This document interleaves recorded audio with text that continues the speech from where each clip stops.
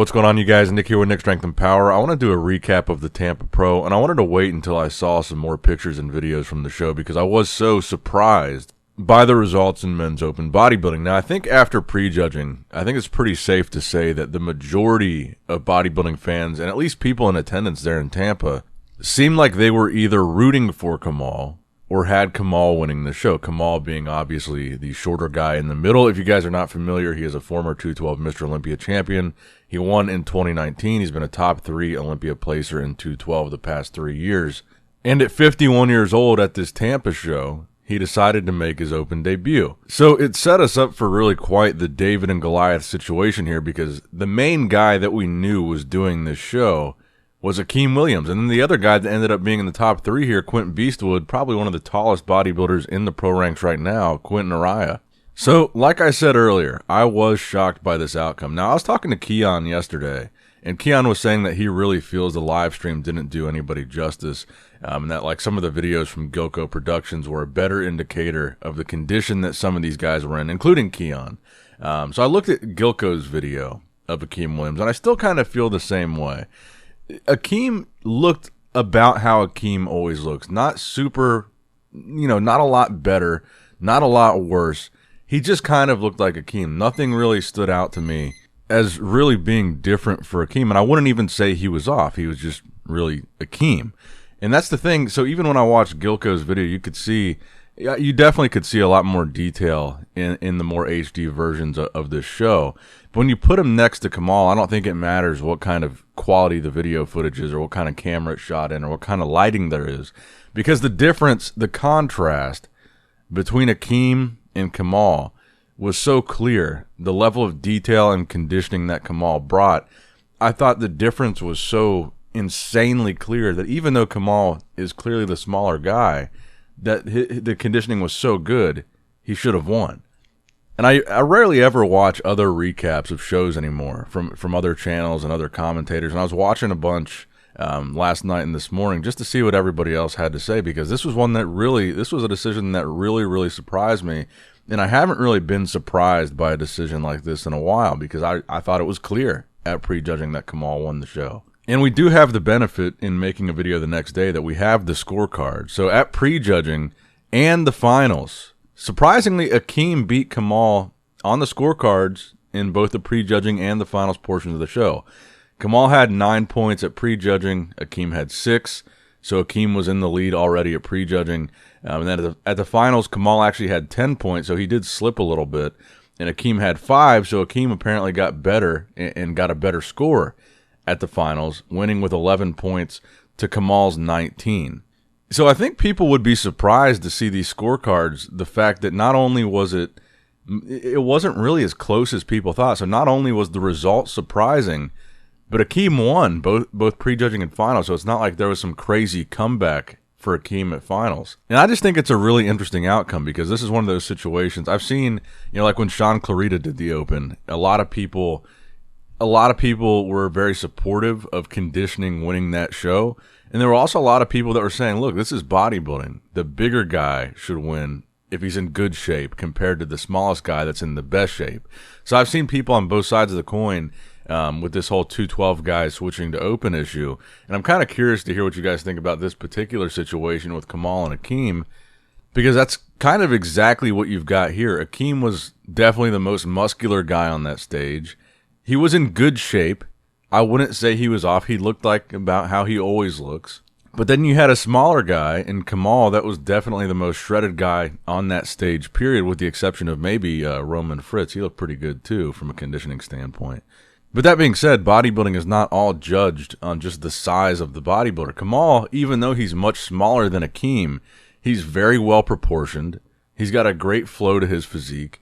He didn't really look, aside from height, he didn't really look small, even in that lineup where these guys were way taller and by weight, way bigger than him. He didn't really look small to me other than height.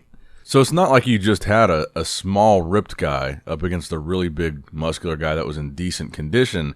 Kamal is very balanced. He's got a very symmetrical physique. He's very well proportioned. And I got to say, I was so convinced that Kamal was going to win the show. I didn't really feel like I needed to watch the finals. I felt like it was such a foredrawn conclusion after watching prejudging. I was going to make my wrap-up video after finals, and I was planning on reporting the result that Kamal won. So I guess that would be the question that I have for you guys in this video is, what did you guys feel about this decision? How did you guys feel on Kamal versus Akim? And this is, like I said, this has been one of the first shows in a while where I feel like we've really had a pretty solid controversial decision. And I've seen that kind of across all the bodybuilding pages on Instagram, a couple of the bodybuilding pages on YouTube. I think a lot of people were really surprised by this decision.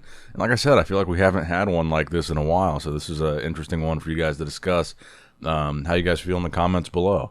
And I think I did want to talk about 212 in this video as well, because I didn't do a recap of the 212 finals. Obviously, we know now that Keone won that show.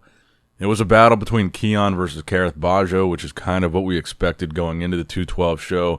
And I think at the end of the day, to me, it looked like Kareth was slightly more conditioned than Keone, especially in the lower body. You could see, this crazy separation that Kareth had in his legs, and I think the side shots, he looked really good. Obviously, he's a lot older than Keone. I think he's like twice his age. He's like 40. So he had that muscle maturity going for him. Crazy physique.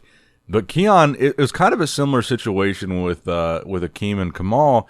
Keone looked a lot bigger and a lot wider, especially in the back shots to me, than Kareth. So while he was maybe not as sharp, I think Keone had the superior structure. I think he had a more commanding stage presence, the fact that he looked so wide in some of those shots. And I think that's one of the things where when you've got a structure like Keone has and you've got a waist like he's got, that illusion of width, and he is wide too, but that illusion of width that's amplified by the structure and the flow that his physique has, that's where you can really gain an advantage. And Keone even admitted when I talked to him, he said he thinks he could improve upon his conditioning, and I still think that's the case. Because look, Keone has proven he's got the size to be a 212 guy. He's already made the switch from classic physique. This is his third professional win of a 212 show. He's proven that he's big enough to be a 212 guy. He's proven he's got a great structure. He came from classic physique. He's got a great flow to his physique. We already know all this. Conditioning is still really the biggest thing to be desired from Keone. It's not to say he was off here. He certainly looked better here than he looked at the Olympia. And the other thing I wanted to talk about is a ton of people sent me the pictures in the side shots. You can see this lump on Keone's delts. And I asked him about that, on his delt rather. And I asked him about that, and he said it's old scar tissue. It's been there.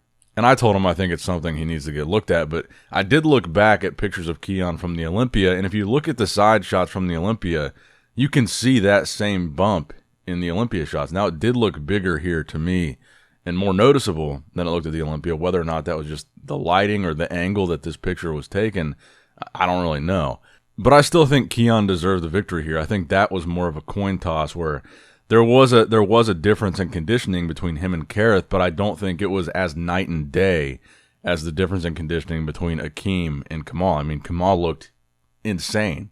And again, that's not to take anything away from Akim. I think Akim is an amazing bodybuilder. He's been a top 6 Olympian. So anyway, let me know what you guys think in the comment section below about the results from 212, Keone beating Kareth. The results from Men's Open, Akim beating Kamal. Let me know what you guys thought in the comment section below. Both these decisions seem to have a little bit of a controversial response to them. So I'm curious to hear your guys' feedback in the comments below.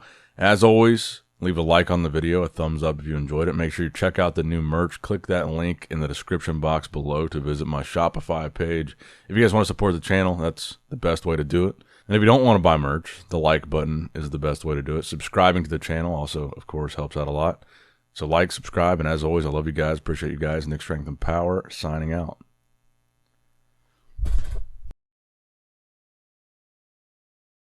Dancing in the good light, everybody's feeling warm and bright. It's such a fine and natural sight, and everybody's dancing